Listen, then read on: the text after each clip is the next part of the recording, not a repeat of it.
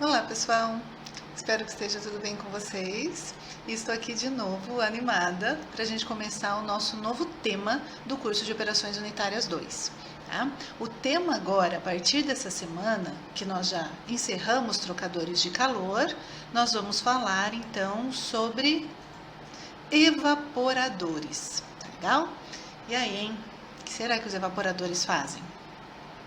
Pessoal, o evaporador é um equipamento utilizado para concentrar uma solução composta por um soluto não volátil e um solvente volátil.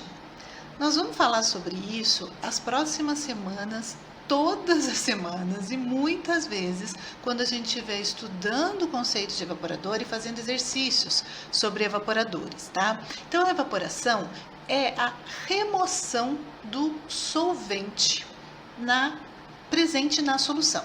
Então, nós sempre vamos pensar em duas substâncias: um soluto, que é não volátil, e um solvente, que é volátil. O principal solvente, o exemplo clássico aqui que nós vamos estudar é a água, tá? Então, sempre nós vamos ter alguma substância, um soluto, na água. Nós vamos fornecer calor, né?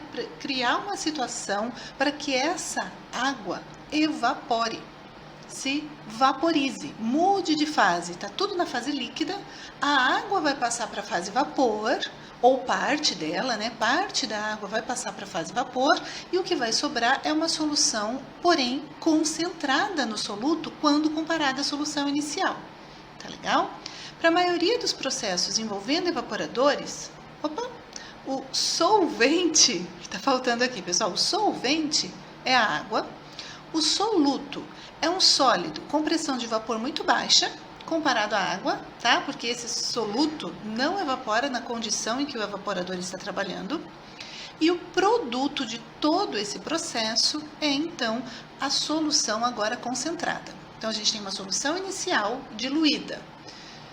Essa solução recebe calor nesse equipamento, no evaporador. Parte dessa solução evapora, só a parte volátil, só a água, e o soluto sobra ali com o restante dessa água numa solução agora concentrada. Tudo bem? Fui clara? Vocês precisam ter isso bem claro na mente, tá? Porque daqui para frente é só disso que a gente vai falar. Aqui eu trouxe uma foto de um evaporador, tá? Industrial, e eles podem ter os mais diversos tamanhos. Esse aqui é muito grande. Então, pessoal, o evaporador, ele é um tipo particular de trocador de calor. Então, tudo que a gente estudou lá em trocador de calor, a gente vai aplicar aqui no evaporador, porque o evaporador é também um trocador de calor, tá? Nesse caso, nesse processo aqui, o fluido quente é o vapor de água saturado que se condensa no processo. Então, eu preciso fornecer calor para a solução que eu quero concentrar, tá? Como que eu forneço calor para essa solução? Com o fluido quente. O fluido quente vai ser vapor de água, tá legal? Então, eu entro com vapor de água como fluido quente e o fluido frio é a solução que eu quero concentrar. Legal? Em ebulição, porque eu preciso separar a água dessa solução e a água então vai mudar de fase, do líquido para o vapor. Reparem, esse é um tipo muito especial de trocador de calor, porque os dois fluidos envolvidos no processo estão mudando de fase. O fluido quente entra vapor e sai líquido, porque ele cede seu calor latente e muda de fase enquanto cede calor para o outro fluido. E o fluido frio entra líquido e parte dele sai vapor. A água muda de fase, de líquido para vapor. Então, os dois fluidos estão mudando de fase. Todo evaporador é composto por uma área de troca de calor e um espaço ou um acessório para separar o líquido do vapor. Assim, ó, pessoal, esse aqui é um esquema bem didático, né? Bem esquemático e simples de um evaporador simples, de um efeito. Sempre vai ter uma corrente, um local para a entrada da alimentação, tá? Que é o nosso fluido frio, é a solução que eu quero concentrar, fazendo com que ela se aqueça e parte dessa solução, a parte volátil, mude de fase. Por baixo desse equipamento, normalmente pela base desse equipamento, é onde a gente coleta então a solução agora concentrada, tá? Esse aqui é a entrada e a saída do meu fluido frio, a alimentação, a solução que eu desejo concentrar. Precisamos também que entre o fluido quente. Então, há uma entrada de vapor e uma saída de vapor, tá? Que aqui recebe o nome de condensado. Reparem que o vapor entra e sai aqui pela região de baixo do trocador, do evaporador, que é onde está o trocador de calor desse equipamento. Porque o evaporador é um trocador de calor junto com um espaço para separação do vapor. E assim, o vapor gerado então no equipamento sai por cima. Pela base do equipamento, a gente coleta a solução concentrada e o fluido quente, que entrou vapor, cedeu o calor latente e se condensou. E no topo do equipamento, a gente coleta o vapor gerado. Tá? E é aqui, nessa região do equipamento, que é o trocador de calor, que há a troca térmica, na qual o vapor fornece seu calor latente para a alimentação, que é o fluido frio, poder evaporar a água. A gente tem aqui numa região dos tubos desse trocador de calor a oportunidade de observar, nós vamos fazer uma prática disso e vocês vão conseguir ver, bolhas, porque o fluido frio fica em constante ebulição. Gente, considerando o regime permanente, tá? Nenhum momento aqui, por enquanto, a gente vai falar da partida de um equipamento de evaporador. A gente já está considerando regime permanente, todas as válvulas abertas o tempo inteiro, que entra igual que sai. Então, considerando que o processo já está acontecendo, o fluido está sempre em ebulição. Legal? E essa região bem destacada aqui embaixo é onde está o trocador de calor do evaporador, que é a região de aquecimento. E a região de cima é o espaço vapor, onde acontece a separação. O vapor sai por cima e o líquido concentrado, onde tem soluto e ainda a água que não evaporou, sai por baixo, tá? Mas pode ser que eventualmente alguma partícula, algum pouquinho de soluto queira ser arrastado junto com o vapor. Então tem essa região aqui grande no equipamento, né, que é o espaço vapor, para impedir, para não permitir que soluto seja arrastado junto com o vapor, e aí só o vapor que segue. O soluto permanece na fase líquida. As condições e a temperatura envolvidas aqui no trocador de calor devem ser suficientes apenas para evaporar a água, tá? Não o soluto. Bom, assim como nos trocadores de calor, então no evaporador também vai valer a equação que representa o equipamento. O calor envolvido naquele processo é igual a UA delta T. U é o coeficiente global de troca de calor ali entre os dois fluidos. A área é a área de troca do trocador de calor que tem dentro do evaporador.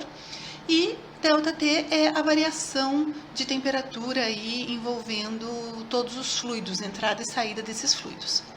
Os evaporadores normalmente operam sob vácuo. A gente vai falar bem detalhadamente sobre isso mais para frente. Um condensador estará ligado ao evaporador para condensar o vapor produzido, e é lá que o vácuo é feito. A gente precisa trabalhar com vácuo, né? Mexer na pressão, normalmente abaixar a pressão do equipamento em relação à pressão atmosférica, em relação à pressão externa, para poder também trabalhar com a temperatura de ebulição desses fluidos. Tá? Vão pensando nisso. Mas o que eu quero dizer, voltei o slide, é que aqui no final, esse vapor gerado não é coletado na forma de vapor na indústria, tá legal? Sempre vem acoplado ao evaporador, também um trocador de calor chamado condensador, tá? Que vai ter a função de pegar essa corrente de vapor aqui gerada no topo do equipamento, passar essa corrente para a fase líquida, para ela poder ser coletada e reutilizada e ter a sua função aí no processo possivelmente. Então, um condensador sempre estará ligado lá na saída de vapor do evaporador. vários processos químicos utilizam evaporadores. Então, eu trouxe aqui alguns exemplos, né, como a indústria alimentícia, que usa evaporador para concentrar sucos, para concentrar caldo de cana, fazer açúcar, para fazer leite condensado, para fazer leite em pó. Tá? Tem também evaporadores na indústria de processos inorgânicos para a produção de hidróxido de sódio, nitrato de amônio, cloreto de cálcio, etc. E na indústria de papel e celulose e outras indústrias também, o evaporador pode ser empregado com a função de concentrar resíduos. Tá legal? O resíduo vem diluído e aí às vezes é possível concentrá-lo e melhor, né? Você pode jogar o resíduo no menor volume no ambiente e ainda recuperar a água do processo, não descartar água como resíduo. Bom, queria falar um pouquinho para vocês sobre as características das soluções envolvidas no equipamento de evaporador, tá? Então, sobre a concentração da solução de alimentação. Então, eu tenho lá uma solução que precisa ser concentrada, ela vai ser alimentada ao evaporador, tá? Então, aumenta a densidade, viscosidade e ponto de ebulição. Se eu tenho uma solução mais concentrada naquele soluto, eu tenho também uma maior densidade, uma maior viscosidade, maior ponto de ebulição. Inicialmente, a solução está diluída, né? Logo, quando essa solução chega no equipamento, ela é uma solução diluída. Consequentemente, ela tem baixa viscosidade e tem altos coeficientes de transferência. Entretanto, à medida que essa solução se evapora e vai ficando concentrada, acontece um aumento na viscosidade e baixos coeficientes de transferência. Então, reparem que essa solução, né, esse fluido frio que entra e sai do equipamento, ele não tem as mesmas propriedades o tempo todo. Isso também valia lá no trocador de calor, né? A gente fazia uma média, buscava dados daquela substância, né, numa temperatura média para buscar as propriedades físicas, mas aqui, como a gente tem uma mistura de duas substâncias, um soluto e um solvente, isso pode variar drasticamente, porque no início a solução é bem diluída, no final a solução está mais concentrada e aí as suas características de viscosidade e coeficientes de transferência se alteram. Legal? A gente precisa saber disso na hora de estimar coeficientes de troca, de buscar informações na literatura. Quanto à solubilidade, né? A solubilidade limita a máxima concentração que a solução é possível de atingir. Tá? Inicialmente, a solução está diluída e a concentração do soluto vai aumentando com o tempo. À medida que a solução se evapora, existe a solubilidade limite do soluto que pode ser excedida e haver a formação de cristais. Vejam, se concentrar demais, se a solução vem diluída, entra no equipamento de evaporador, né, de evaporação, troca calor ali na parte que é um trocador de calor e se perde muita água, se muita quantidade de água daquela solução inicial se evapora, sobra uma solução muito concentrada, que se exceder o limite de solubilidade forma cristais. Tá legal? E isso não é desejável, não é interessante fazer cristalização num evaporador, porque para isso existe um equipamento chamado de cristalizador, que a gente vai estudar lá em OP3, que é um evaporador um pouquinho diferenciado, mas nos evaporadores, como nós vamos estudar aqui, a intenção é não passar do limite de solubilidade e sim ter na saída desse equipamento ainda uma solução, fase líquida, tá? Soluto dissolvido, né, solúvel ali no solvente, tá? Sem cristais, sem fase sólida. Em relação à sensibilidade à temperatura, deve-se operar sob vácuo para reduzir a temperatura de ebulição e com baixo tempo de residência. Alguns materiais podem ser sensíveis e se degradar a altas temperaturas ou após prolongado aquecimento. E aí também pode acontecer incrustação, o que prejudica a transferência de calor. O que eu queria destacar aqui para vocês em relação à temperatura é operar o evaporador a baixa pressão mais baixa quando comparada à atmosférica, interfere diretamente na temperatura que aquele fluido precisa para entrar em ebulição. Vamos falar sobre isso, tá? Preciso que vocês lembrem lá de termodinâmica. E aí, é interessante porque essa temperatura, já estou dando spoiler do próximo slide, mas fica menor. E se aquele solvente for sensível a altas temperaturas, é muito interessante trabalhar com temperaturas mais baixas para não degradá-lo. Tá legal? É muito comum na indústria alimentícia, então alguns óleos naturais, vegetais, às vezes são sensíveis e se transformam drasticamente quando submetidos a elevadas temperaturas.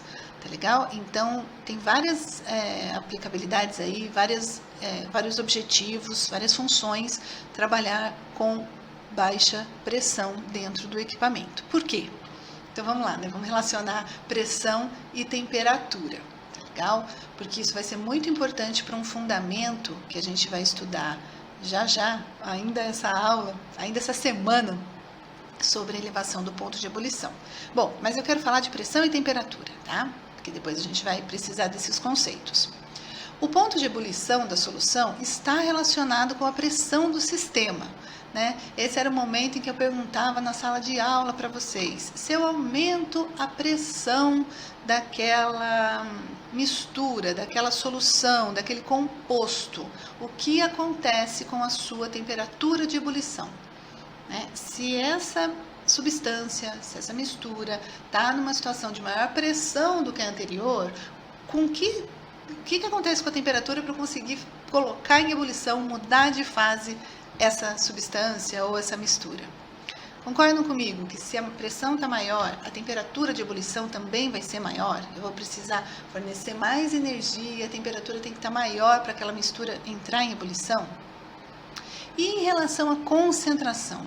Com o aumento da concentração de soluto na solução, a temperatura de ebulição também fica maior. Tá? Também fica mais difícil fazer o solvente mudar de fase, por causa da presença do soluto agora em maior concentração. X, para mim, pessoal, aqui ó, X vai ser concentração, tá bom? Quanto do soluto eu tenho diluído no solvente, certo? Ainda sobre as soluções, pode haver formação de espuma, né, enquanto ela está em ebulição, enquanto ela está mudando de fase no equipamento. E com isso, pode acontecer arraste com o vapor do soluto. Pode ser que o soluto seja arrastado com o vapor e aí você perde o produto que era para estar na solução concentrada e ainda contamina o vapor gerado. Tá? Ó, arraste com o vapor, arraste do quê? Do soluto, que tinha que estar na solução concentrada. Perda de produto, que não está na solução concentrada, que é um produto do meu evaporador, e contaminação do condensado, tá? Condensado é o vapor que foi gerado lá no topo do meu equipamento, que vai passar por um condensador e ser coletado condensado, tá? É esse a nomenclatura do vapor gerado lá em cima. Depois do condensador, ele é condensado. Em alguns casos, as soluções podem formar espuma durante a ebulição, como soluções de ácidos graxos, de soda cáustica, entre outras, tá? E usa-se então dispositivos para evitar que a espuma seja arrastada junto com o vapor. Então, eu só apresentei aqui para vocês um problema, alguma coisa que pode acontecer no evaporador, mas nós não vamos estudar sobre espuma aqui na nossa aula não, tá? Ao longo das semanas. A gente vai fazer exercícios teóricos, exercícios que são problemas que vocês podem se deparar nas indústrias, mas vamos considerar uma solução ideal aí em que não há formação de espuma, consequentemente não há arraste de soluto e o vapor gerado e depois condensado lá no topo do equipamento é somente água, tá? É somente o solvente da minha solução inicial. Pessoal, vou parar esse primeiro vídeo por aqui, tá? Vocês podem fazer uma pausa, porque a gente tem bastante assunto para discutir sobre evaporadores. Então, para mudar de assunto, eu vou mudar de vídeo. No próximo vídeo, ainda esta semana, voltem já, a gente vai falar sobre os tipos de evaporadores, para eu apresentar para vocês a configuração deles, que pode ser um pouquinho diferente de um em relação ao outro. Até já!